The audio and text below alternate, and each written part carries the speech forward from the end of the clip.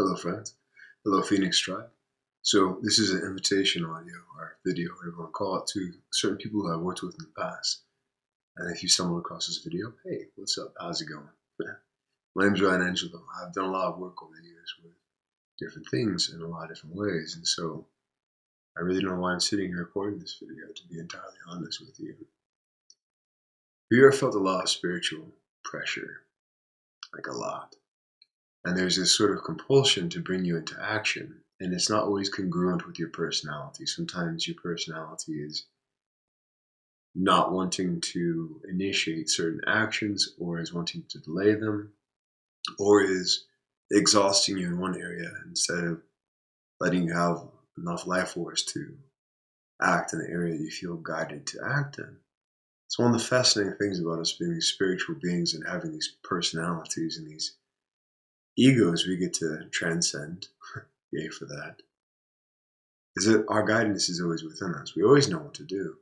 We always know what to do, and yet we experience so many spectrums of emotions and thoughts and physical challenges and spiritual complexities, and it's about keeping yourself in your center in the face of all the shifts that are happening right now. So I'm recording this video right now because honestly, I don't want to. I'm recording this video because it is the last damn thing I want to do. I'm not going to lie to you, my friend. If you knew how much I don't want to record this video, you might laugh at this guy sitting on the other side of the screen from you. But the reason why I'm going to do it is I'm going to do it out of surrender. I'm going to do it out of a decision in the face of a lot of factors that have been causing me some challenges, and also a lot of blockages to actually record this video. I'm going to do it in the face of all of that because I choose to surrender to a greater plan, a greater unfolding.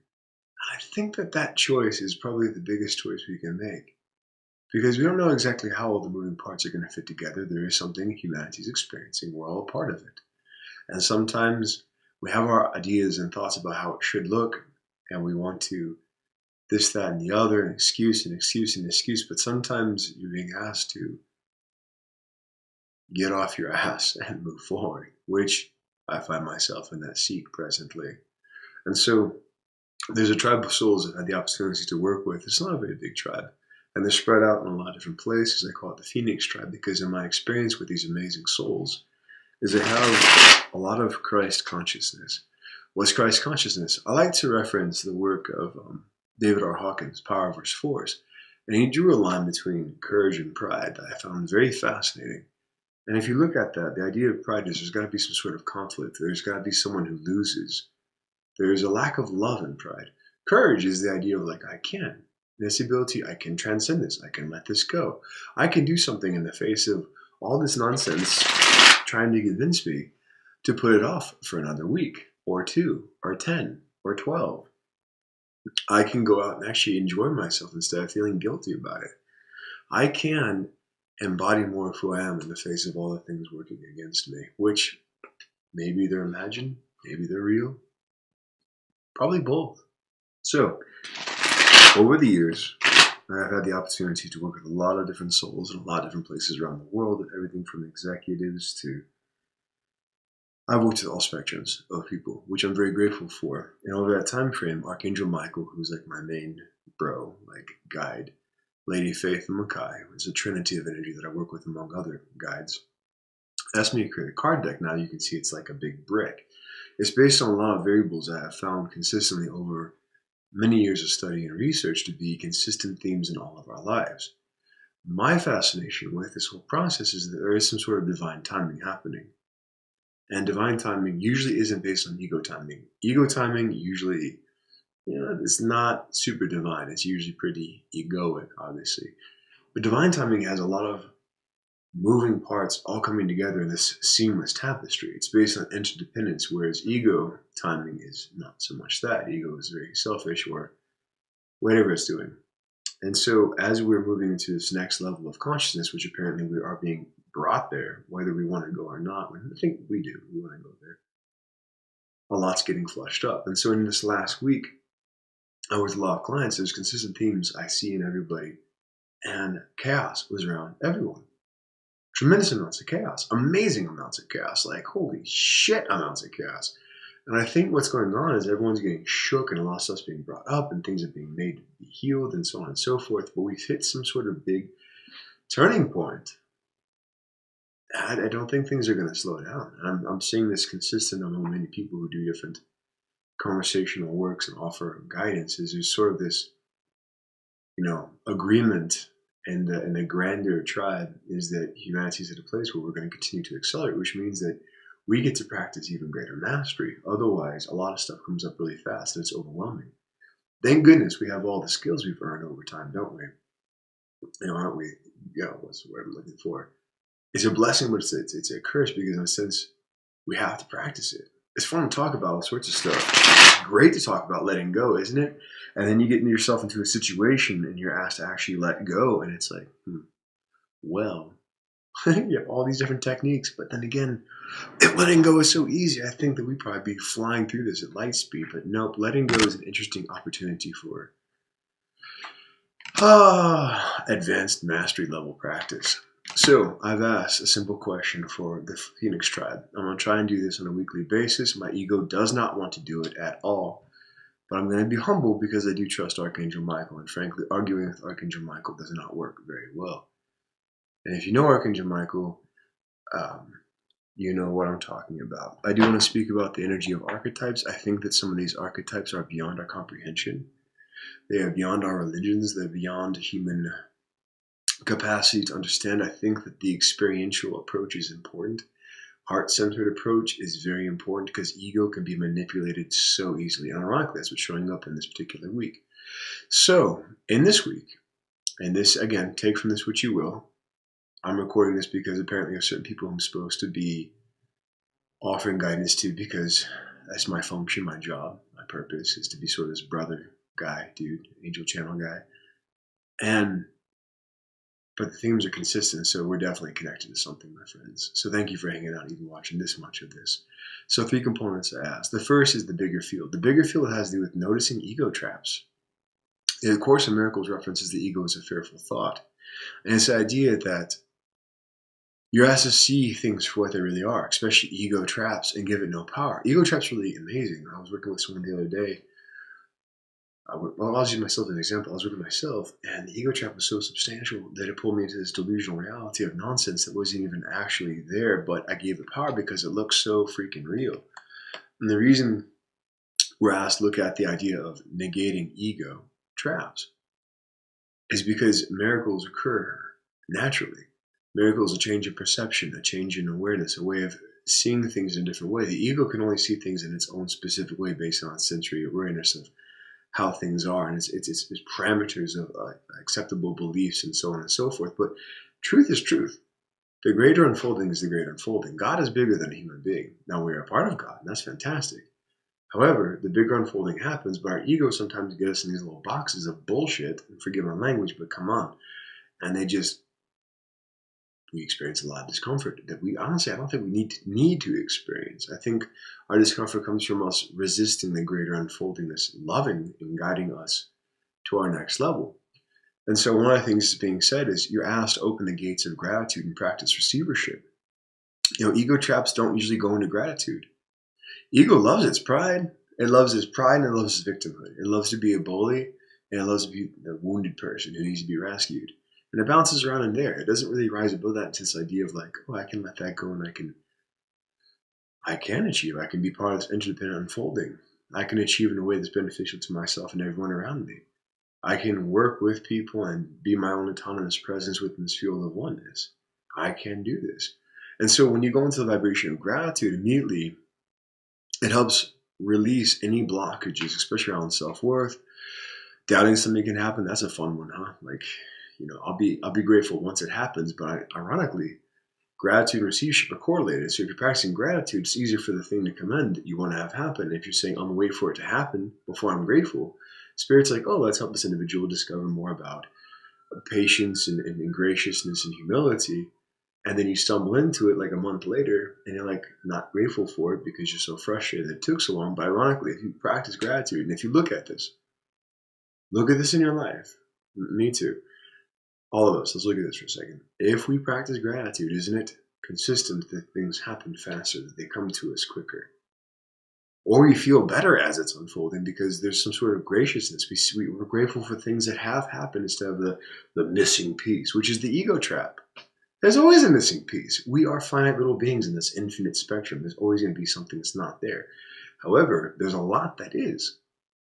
Ego doesn't always want to look at that, though. Ego's more like, did you notice how much you haven't accomplished over there? Forget all of this. Ego's like, man, you could have done that better. Forget all of this. Ego's ego. God bless his little heart, but we're transcending that sucker. All right, so one of the things you're asked to be mindful of is it looks at the idea of thank you for what you're calling in. So thank you for freedom. Thank you for abundance. Thank you for joy. Thank you for relief, right? That's a big theme right now with a lot of people I've worked with is like, thank you for relief from all these energies I'm feeling. Thank you for letting me accept myself. Thank you for letting me cry. There's a lot of stuff coming and moving, and our various ego blockages that they're really being tested because they need to be tested because they're being broken down. I didn't want to record this video, my friend. Letting you know, I'm being super humble. One thing about me, if we ever hang out or if we do any work together, or if you watch these videos, I don't bullshit. What you see is what you get. I did not want to record this video. I am doing it out of humility of Archangel Michael, plus the pressure cooker that I've been in to compel me to surrender. And that was the ego trap. And so I'm going into a vibration of gratitude. I'm grateful for you.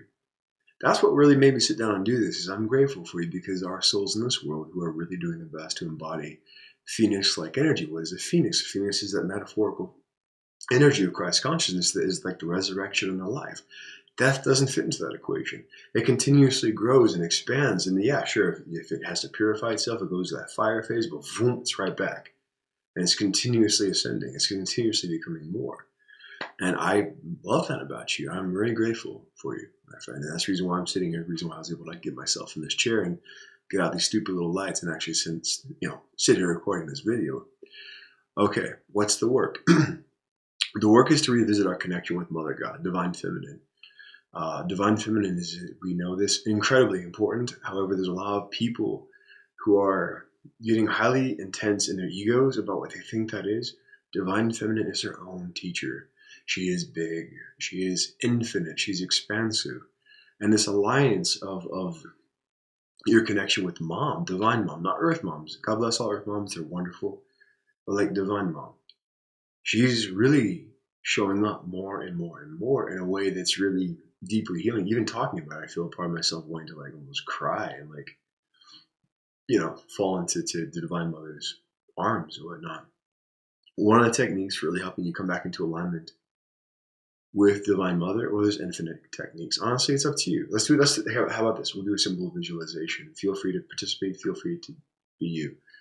I'll never tell you what to do because I'm a human too. So, blind leading the blind. However, if we're humble enough to be a servant of divine guidance usually comes through us and helps us as much as anyone we're speaking with.